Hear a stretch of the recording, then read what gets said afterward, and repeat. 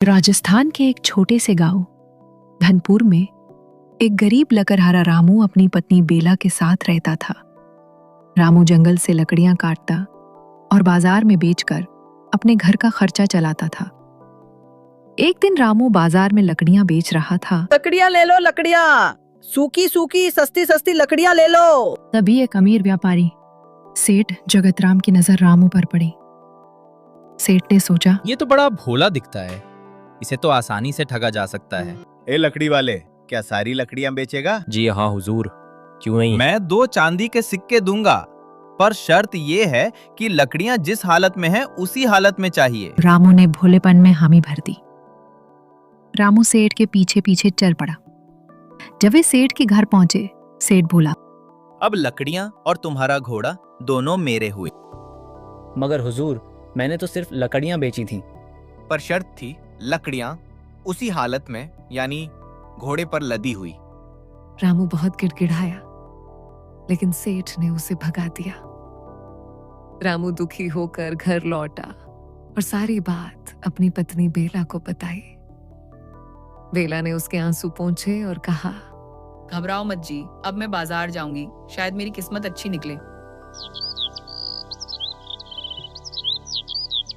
अगली सुबह बेला लकड़ियों का गट्ठर गड्ढे पर लाद कर बाजार गई और वहीं सेठ वहां भी पहुंच गया। सेठ ने वहीं पुरानी चाल चली। बेला बोली, ठीक है, पर मेरी भी शर्त है, जैसे लकड़ियां जिस हालत में हैं, वैसे ही आप पैसे देंगे। सेठ ने हामी भर दी और बेला को घर ले गया। बेला ने गट्ठा वहीं बांध दिया और बोली, अब दीजिए मेरे पैसे।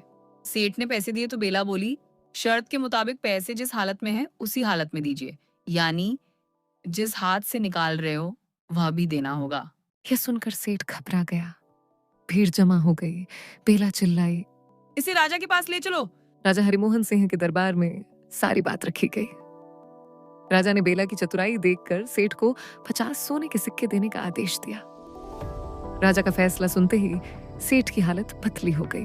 उसने कांपते हाथों से 50 नहीं, पूरे 500 सोने के सिक्के बेला को सौंप दिए। बेला जब घर लौटी तो रामू उसकी राह देख रहा था।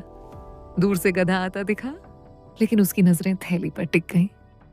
रामू बोला, बेला, ये सब क्या है? बेला मुस्कुराकर बोली, किसी ने हमें धोखा दिया था, लेकिन अब मैंने पूरा हिसाब बराबर कर दिया है, वो भी इज्जत से, अक्ल से और सच्चाई से। बेला, तू तो निकली अक्ल की रानी और किस्मत की महारानी।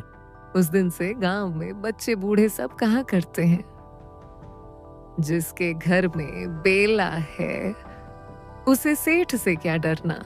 दोस्तों, कहानी अच्छी लगी हो तो एक लाइक जरूर करें और चैनल को सब्सक्राइब करके हमारे साथ जुड़ जाएं। हम हर हफ्ते लाते हैं नई कहानियां सिर्फ आपके लिए।